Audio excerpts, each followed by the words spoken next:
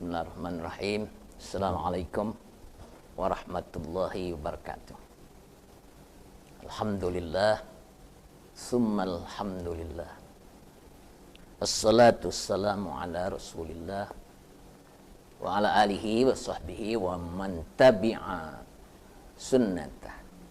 Konsep pendidikan Islam yang dirumuskan sesuai dengan perkembangan umur anak tadi.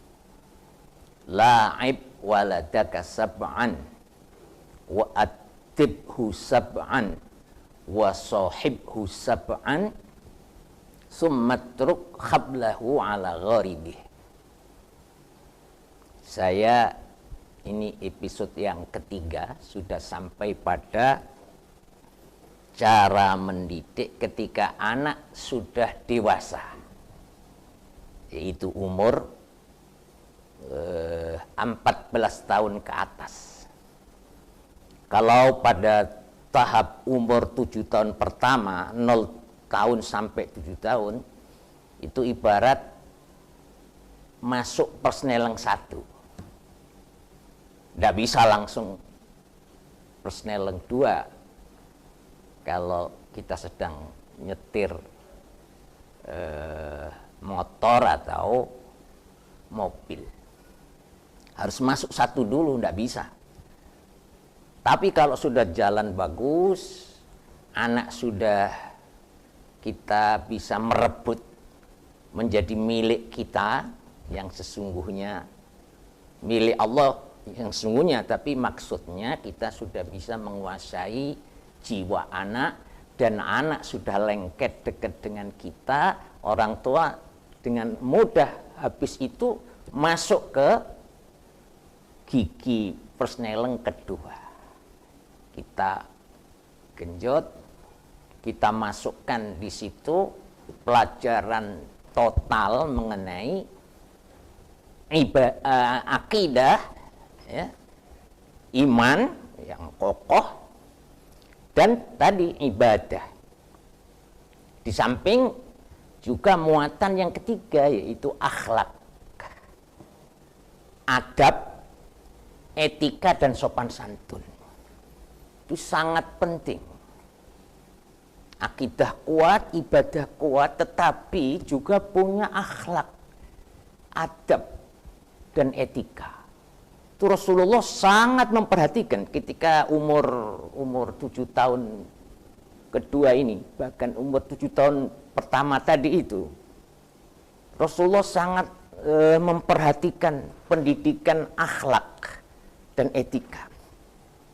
Satu saat Rasulullah melihat seorang anak yang berhimpun dalam satu majelis yang di situ ada acara makan-makan. Ini anak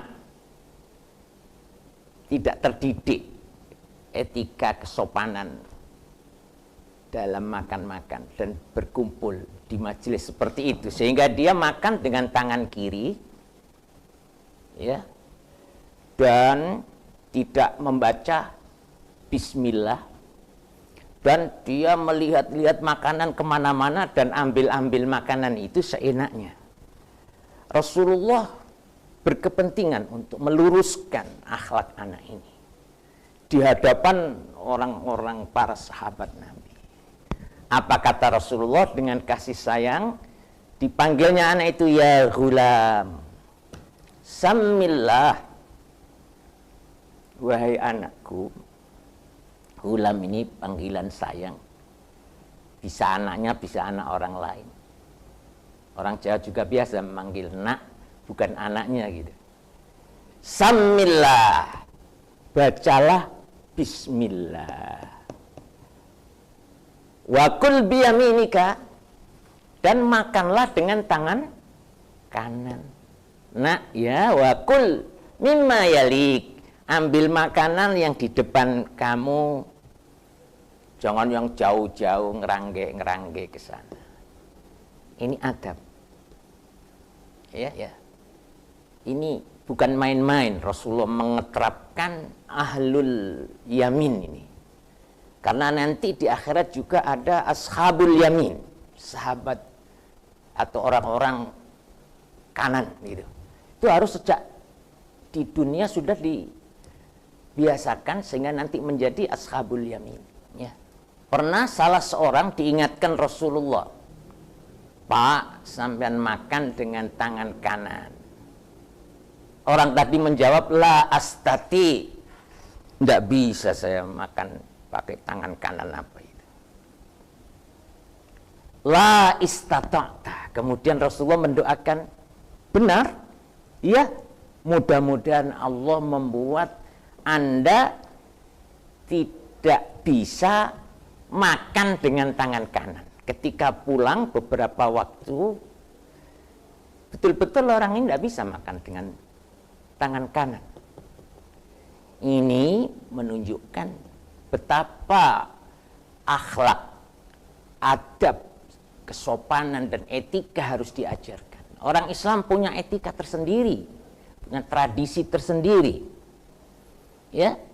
Jadi yang baik-baik tangan kanan, masuk masjid, ya, keluar dari WC. Kata Nabi, kamu bukan karena tidak bisa, tapi dengan kesombongan kamu menentang perintah Rasul. Diajarkanlah taat kepada Allah dengan konsisten. Menjadi bagian hidupnya itu hanya Allah dan Rasulnya yang menjadi acuan dalam hidupnya. Ma'asyiral ikhwah wa para santri yang saya sayangi, perhatikan baik-baik ya. Setelah itu kemudian tahap ketiga dalam mendidik anak, yaitu wasohibhu sab'an, dan temanilah anakmu, jadikanlah teman 7 tahun berikutnya. Kalau sudah dewasa, maka anak sudah matang, dan dengan ditanamkannya akidah, ibadah dan akhlak, dia sudah membawa bekal hidup ajaran agamanya dengan relatif sempurna. Maka ada masa yang namanya masa musohabah, yaitu orang tua tidak boleh main-main, tetapi tidak boleh keras. Orang tua harus mutaba'ah. Kalau yang kedua tadi saya sebut dengan ahdut taskhin, masa menginstal. Ketika anak kosong umur 7 tahun dengan akidah kita tuangkan supaya tidak masuk bahan dan materi lain kecuali akidah, ibadah dan akhlak dari Islam. Karena bejana itu kalau sudah kemasukan sesuatu, maka tidak akan kemasukan yang lain. Itu harus kita jaga. Ketika sudah tuangkan itu, maka 7 tahun yang ketiga kita harus mutaba'ah. Itu namanya masa mengikuti anak, apa yang sudah diajarkan sebelumnya, apa sudah diterapkan. Di situ gaya orang tua harus berlaku sebagai teman. Tidak boleh mentang-mentang orang tua terus keras, kasar, tidak boleh. Dia sudah dewasa. Secara fisik, kalau ditanding dengan orang tua itu yang menang anaknya. Pak, sampai delok, aku sedukurku sakmini. Pok nek gelut mbek sampean menang. Jangan sampai terjadi seperti itu. Tapi karena sudah cukup bekal, maka di situ harus terjadi namanya rembukan. Wasyawirhum fil amr. Kalau kita melihat tingkah laku anak yang nyimpang, kita tidak boleh keras, tidak boleh dipukul, diem-diem sampai nanti konangan terus dipermalukan. Jangan. Ketika di kamar dia bawa foto-foto bukan keluarga, kita harus mengikuti, nak, kon niku nggawa apa yang kamu bawa. Dulu saya juga pernah seumur kamu dengan orang tua yang fair, yang bloko sutot, Apa yang menjadi problem kamu, sampaikan kepada orang tua. Iki lho Pak, fotone ini loh, anu foto sian. Bola nek iku ae, coba tak deleno alternatif. Itu harus sudah tidak ada sekat. Karena dia sudah dewasa, pikirannya sudah rangkap. Bekal keagamannya sudah ada pada tahapan 7 tahun kedua tadi. Insya Allah kalau dengan begitu maka anak happy. Jangan sampai keras, diam-diam dipukul. Dia akan menjadi anak broken home. Apa broken home? Patah hati. Ya. Nggak betah di rumah. Akan mencari tempat lain yang betah, lalu berhimpun dengan teman-teman jelek. Nah, ini orang tua harus waspada. Kalau kita melihat bagaimana anak saya, cukup melihat teman-temannya siapa. Ahli akhlak mengatakan, anil mar'i la tas'al wasal an qarinihi fakullu qarinin bil muqarani yaqtadi. Mengenai perilaku akhlak seseorang, ya, la tas'al, ojo kon takoni, kon iku piye sih dapurmu, apa kerjamu, dia tidak akan ngaku. Wasal angkorinihi, tanyalah temannya, cari temannya siapa, tidak akan beda jauh dengan dia.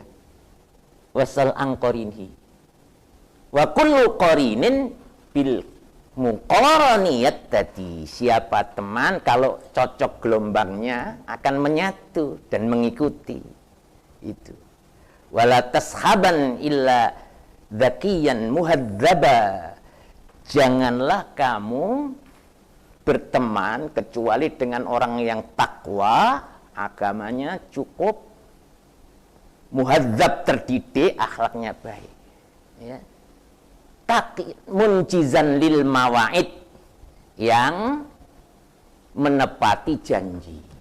Jangan kebalikannya, ya. Karena berteman dengan orang yang jelek itu akan menular.